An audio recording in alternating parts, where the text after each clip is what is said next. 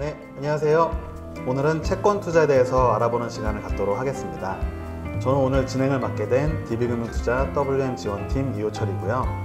오늘 함께 해주실 분은 저희 회사의 자랑이신 분을 모셨습니다. 지성과 미모를 겸비한 목동금융센터 신혜정 센터장님입니다. 인사 한번 해주시죠.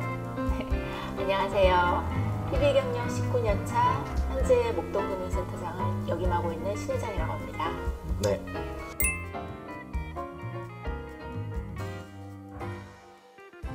그럼 본격적으로 채권 투자에 대해서 알아보는 시간을 가질 텐데, 그 채권 투자를 하는 데에는 채권형 상품에 투자하는 간접 투자 방식이 있을 거고, 말 그대로 직접 채권을 사고 파는 직접 투자 방식이 있을 텐데, 오늘은 직접 투자에 대해서 얘기를 해주실 거죠? 네, 그렇습니다. 네, 그럼 질문을 먼저 드리도록 하겠습니다. 채권의 주요한 수익 구성에 대해서 먼저 간단하게 설명을 해주시죠. 채권의 경우는 이자 수익과 자본이익, 다시 말해서 매매 차익, 이렇게 두 가지 수익으로 구성되어 있습니다. 네. 그렇다면 이 수익적인 측면에서 채권 투자, 직접 투자의 메리트는 어떤 게 있을까요? 직접 투자와 간접 투자 둘 다 이자 수익을 취할 수 있는 부분은 동일하지만 직접 투자의 경우에는 채권의 매수와 매도 시점에 따라서 매매 차익까지 수취할 수 있다는 부분이 메리트이고요. 다만 그런 메리트가 있는 반면 매수 매도 시점에 따라서 매매 손실이 날 수 있다는 부분도 늘 염두에 두셔야 할 부분입니다. 네. 이 매매 차익을 염두에 두고 투자를 한다면 채권에 매수하고 매도하는 타이밍이 중요하겠네요. 네, 매매 차익을 염두에 두고 직접 투자를 하시는 경우에는 주식과 마찬가지로 매수와 매도 타이밍이 중요합니다. 채권의 매매 차익은 금리와 반대로 움직이는데요. 금리가 하락할수록 차익은 커지고 금리가 상승하면 수익은 떨어집니다. 그래서 향후 금리가 하락할 것으로 전망될 때 채권을 매입하는 것이 매매 차익을 높이는 방법입니다. 네. 그렇다면 대부분의 채권이 원하는 시점에 자유롭게 매매가 가능한가요? 그렇지 않습니다. 채권의 종류나 잔존 만기에 따라서 차이가 있습니다. 그래서 각각의 채권에 대한 매매 가능 여부도 투자하실 경우에는 중요한 부분입니다. 거래가 잘 되는 채권의 대표적인 예가 국채이고요. 또한 매매 차익을 생각한다면 5년물 이상 발행된 국채가 좋을 것으로 보입니다. 네. 이 매매를 염두에 두고 채권을 투자하는 경우에 그 국채 5년물 이상을 추천하시네요. 네, 5년물 이상의 국채의 경우에도 채권이 발행된 시점에 1년에서 1년 6개월 된 시점에 매매가 활발하기 때문에 매매 시점은 발행된 이후 1년에서 1년 6개월 정도를 생각하고 투자하시는 것이 좋아 보입니다. 네. 이 국채 거래 단위는 어떻게 되나요? 장내 채권의 경우에는 상황에 따라서 소액 1,000원 단위에도 거래가 가능하지만 장외의 경우에는 최소 1억 원 이상으로 거래되는 게 일반적입니다. 네. 이 국채의 경우를 보면 일반 회사채와 비교해서 신용 리스크가 훨씬 적기도 하겠네요. 네, 국채는 국가 신용 리스크만 보고 투자가 가능하다 보니 신용 리스크에 대한 부담이 일반 회사채보다는 훨씬 적습니다. 네. 그렇다면 이 국채를 직접 매매하는 것을 예를 들어서 설명을 한번 해주시면 좋을 것 같아요. 네, 국채 3년물과 10년물 매매로 비교 설명드리겠습니다. 1억으로 금리 4%에 발행된 채권을 매입하고 시중금리가 3% 하락하여 1년 뒤에 매도하는 경우를 가정해 보겠습니다.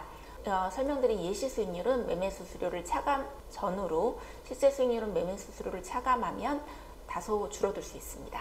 네. 그럼 국채 3년물 먼저 설명해 주시죠. 네, 국채 3년물 설명드리면 예상 수익률은 한 6% 정도 예상됩니다. 연간 이자 수익은 4% 발생되고 시중금리가 1% 하락하여 잔존만기가 2년 남은 채권의 매매 차익은 2%가 추가됩니다. 이자 수익 4%에 추가로 매매 차익 2%, 총 6% 정도가 예상됩니다. 네, 이어서 10년물도 설명해 주시죠. 네, 국채 10년물의 경우에는 매매 차익 포함해서 예상 수익률은 13% 정도, 1,300만 원 정도가 예상됩니다. 이자 수익은 동일하게 4%지만 채권의 잔존 만기가 9년이므로 추가로 매매 차익 9%가 발생되어 수익을 합하면 13%가 예상됩니다.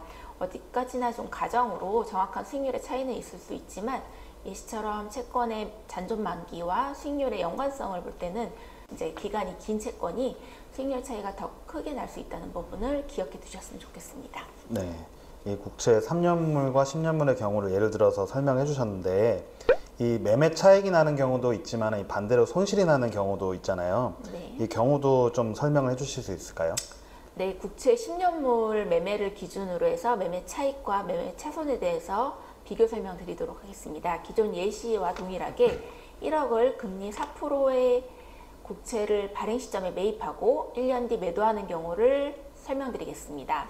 시중금리는 5% 상승하는 경우와 3%로 하락한 경우로 가정해보고 설명드릴 예시 또한 매매수수료 차감 전 수익률이기 때문에 실제 수익률은 매매수수료를 감안하면 다소 줄어들 수 있습니다. 네.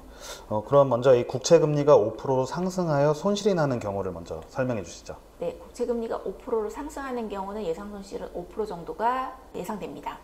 이자 수익은 4% 발생되지만 시중금리가 1% 상승하면서 잔존만기가 9년 남은 채권은 매매 손실이 9% 추가됩니다. 이자 수익이 4%로 매매 손실 9%에 총 마이너스 5%로 손실이 예상됩니다. 네.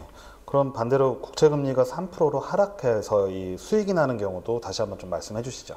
3년물과 비교할 때 설명드린 내용하고 동일합니다. 국채금리가 3%로 하락하는 경우에는 예상 손실이 13%, 금액으로는 1,300만 원 정도 예상됩니다.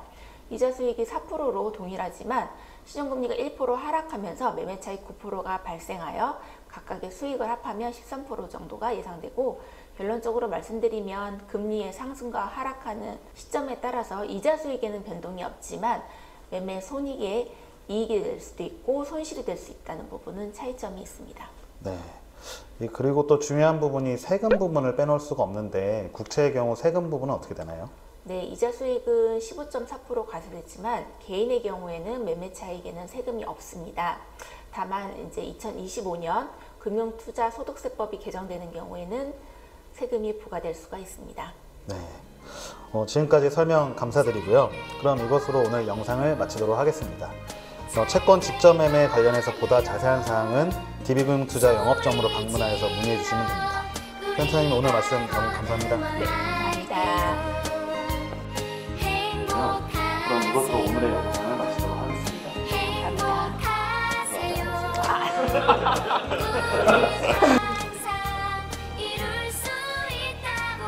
살 좀 빼세요. 그거랑 상관없을걸?